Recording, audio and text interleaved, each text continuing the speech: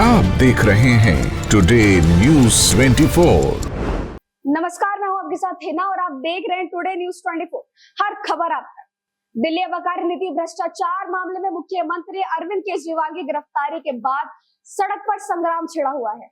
केजरीवाल की जनता लगातार केजरीवाल का समर्थन कर रही है और जगह जगह केजरीवाल की गिरफ्तारी के खिलाफ विरोध प्रदर्शन कर रही है। मंगलवार यानी 26 मार्च को आम आदमी पार्टी के कार्यकर्ताओं ने प्रधानमंत्री आवास के घेराव के लिए सड़कों पर उतरकर जमकर विरोध प्रदर्शन किया, जिसकी वजह से दिल्ली पुलिस ने सुरक्षा कड़ी कर दी थी और प्रदर्शनकारियों को हिरासत में लेकर 5 बसों में भरकर अलग अलग थाने ले जाया गया। पंजाब के शिक्षा मंत्री हरजोत बैंस, विधायक सोमनाथ भारती और दिल्ली की डिप्टी स्पीकर राखी बिरला को पुलिस ने हिरासत में लिया था। कहने को भारत एक लोकतांत्रिक देश है, लेकिन जिस तरह से जनता को शांतिपूर्ण ढंग से प्रदर्शन नहीं करने दिया जा रहा, उससे साफ जाहिर होता है कि भारत का लोकतंत्र वाकई खतरे में है।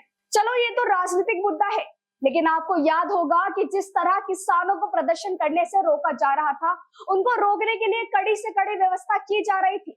उससे ही समझ जाना चाहिए कि भारत का लोकतंत्र खतरे में है। प्रदर्शन के दौरान कोई भी व्यक्ति अगर मोदी के खिलाफ बोलता दिखाई दिया तो उसको तुरंत हिरासत में ले लिया जाता है, डिटेन कर लिया जाता है और प्रदर्शन करने से रोका जाता है।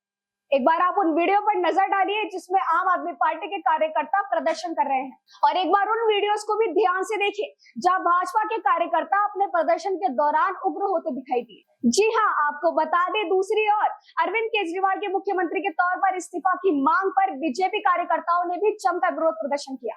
ये कोर्ट तय करेगा कि केजरीवाल निर्दोष है या नहीं, लेकिन जिस तरह भाजपा केजरीवाल के खिलाफ हथकंडे अपना रही है, उससे साफ जाहिर होता है कि ये एक चुनावी रणनीति है। शायद केजरीवाल के बाद अगली बारी राहुल गांधी, तेजस्वी यादव या अखिलेश यादव में से किसी की हो।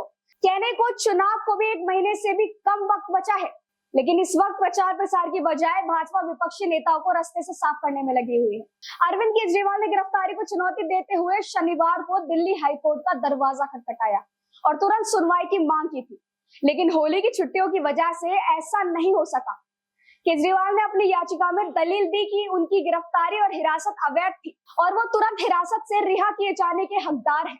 जस्टिस स्वर्णकांता शर्मा के बेंच के सामने याचिका को सूचीबद्ध कर दिया गया है। कथित शराब घोटाले में गिरफ्तार किए गए दिल्ली के मुख्यमंत्री अरविंद केजरीवाल की याचिका पर दिल्ली हाईकोर्ट में सुनवाई चल रही है। आम आदमी पार्टी के राष्ट्रीय संयोजक ने अपनी गिरफ्तारी को चुनौती देते हुए ईडी की हिरासत से रिहा किए जाने की मांग की है। केजरीवाल की याचिका पर जस्टिस स्वर्णकांता शर्मा की बेंच के सामने संक्षिप्त सुनवाई के बाद मामला कुछ देर के लिए टाल दिया गया है। सप्लीमेंट्री लिस्ट के बाद फिर केजरीवाल की याचिका पर सुनवाई शुरू होगी। दरअसल ईडी की ओर से पेश हुए एएसजी एसवी राजू ने ये कहते हुए जवाब दाखिल करने के लिए समय मांगा कि मांग के बावजूद उन्हें 1 दिन पहले ही दस्तावेजों की प्रतियां दी गई। केजरीवाल की ओर से दलीलें लेकर हाजिर हुए वरिष्ठ वकील अभिषेक मनु सिंघवी ने कहा कि जवाब देने की कोई जरूरत नहीं है। इस पर राजू ने कहा कि ऐसा कहा जा सकता है कि जवाब दाखिल करने की कोई जरूरत नहीं है। इस पर कोर्ट ने कहा, मैं आपको अंतरिम के लिए बहुत कम समय दे सकता हूं, मैं जवाब चाहता हूं, मैं मुख्य याचिका पर नोटिस जारी करूंगा, उन्हें जवाब देने दे। सिंघवी ने कहा कि उन्होंने रिमांड को चुनौती दी है जो गुरुवार को ही खत्म हो रही है। अभिषेक सिंघवी ने कहा कि ईडी जानबूझकर समय खराब कर रही है, ये ईडी का हथकंडा है। मामले में देरी करने के लिए कभी याचिका पढ़ने के लिए समय मांगते हैं तो कभी दस्तावेजों के लिए आग्रह कर सुनवाई टलवाते हैं। अब आगे क्या होता है इसके लिए थोड़ा इंतजार करना पड़ेगा। तब तक के लिए हमारे चैनल टुडे न्यूज 24 को सब्सक्राइब करें और लाइक करना बिल्कुल ना भूलें।